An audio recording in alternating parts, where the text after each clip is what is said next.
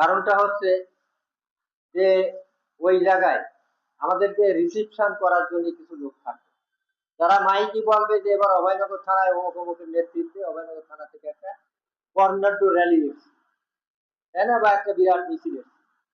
এই পারপাসটা সার্ভ করতে গেলে আমাদের যে কাজটি করণীয়, এবার বোধহয় ডাব্লিউটি কথা বলতে ইচ্ছে করতেছে না, সেইটা সেই পারপাস সার্ভ করতে গেলে আমরা যদি বাসে যেতে চাই, আপনাদের বোঝার জন্য বলতেছি, কিন্তু আপনারা এখানে যারা উপস্থিত হয়েছেন আপনারা সবাই বিএনপি কোর খা কর্মী, অনেক ত্যাগের বিনিময়ে এখনো পর্যন্ত বিএনপিতে আপনারা টিকে আছেন। সেই জন্যে আপনারা ভালো বুঝবেন যে যদি সিদ্ধি পাঠায় একটা বাস দেওয়া হয়, একটা অথবা দুইটা, ওই বাসটা ছেড়ে আসতে নোয়াপাড়ায় পৌঁছতে কয় ঘন্টা সময় লাগবে? লোকজন গুছাই নিয়ে আসতে কয় ঘন্টা? ধরেন 10টার সময় বাস ছাড়িয়ে দিল, নোয়াপাড়ায় আসতে কয় ঘন্টা লাগবে? এই পাশে যাই ব্রিজে ঘুরে নোয়াপাড়ায়, অথবা ওই ব্রিজের মাথায় দাঁড়াতে ধরেন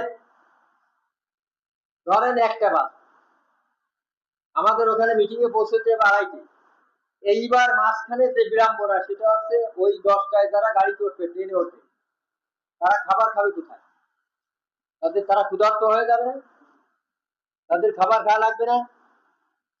বহুত কিছু বিচার বিশ্লেষণ করে দেখা গেছে যে আমরা যে উদ্দেশ্যে যশোর যাব সেই কাজটি হবে না। তাহলে যে হয়তো পায়রার গাড়ি দেরি করবে, নইলে সুগরার গাড়ি দেরি করবে, এইবার ও আসুক সার পানি, এই করতে করতে শেষকালে যখন খাবারের জায়গায় পৌঁছাবে তখন খাইয়ে দেয়ে জাতি জাতি 3:30 4টা বাজবে, আমরা সবার কাছে মুম্বাই হাজির হয়ে যাবো। মানে হজ পর্যন্ত আর পৌঁছে যাবে না, বোম্বে পর্যন্ত পৌঁছলে আমাদের হজ শেষ হয়ে যাবে। এইরকম চিন্তা ভাবনা করে আমরা অতীতের ন্যায় আমরা আলোচনা করে সিদ্ধান্ত নিয়েছি যে এইখান থেকে আমরা খাবার প্রস্তুত করে একই সাথে ট্রাকে করে খাবার বহন করে আমরা যাবো হচ্ছে যশোরের যে রেল স্টেশন, ওর ওই পাশে যে ফাঁকা জায়গায় আমরা আর একটা প্রোগ্রাম করেছিলাম না ওখানে, ঠিক অনুরূপ ভাবে সব লোক ট্রেনে যেতে হবে। আর যদি কেউ ইন্ডিভিজুয়ালি সচ্ছল ব্যক্তি থাকে, প্রাইভেট কার বা মাইক্রো নিয়ে যায়, সেটা গাড়ি জানা যাচ্ছে, এরা যাবে কিন্তু আমাদের সাথে সামিল হবে। আমরা ওখানে পৌঁছাই 12টা ট্রেনে উঠবো, 12টা ট্রেনে উঠে ওইখানে পৌঁছাবো, পৌঁছানোর সাথেই ওই ফাঁকা জায়গায় যাইয়ে আমরা খাবারের ব্যবস্থা করে প্রত্যেক ইউনিয়নকে, দেখো যে আইবারি মুন্সিয়া ইকরাম বিশ্বে, এদেরকে বলে দেবো যে আপনাদের এই ব্যাগটা আপনাদের কিছু ওয়ান টাইম প্লেট, কিছু পানির বোতল, আর বিভাজন অনুপাতে যে কয়টি ক্যাপ আপনাদের দেওয়া সম্ভব হয় সেই ক্যাপ।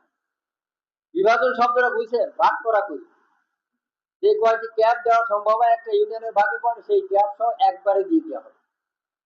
এরপরে আপনি যুব দলে দিয়ে পারেন, ছাত্র দলে দিয়ে পারেন, বা আপনারা মাথায় দেন, বিষয়টি আপনাদের।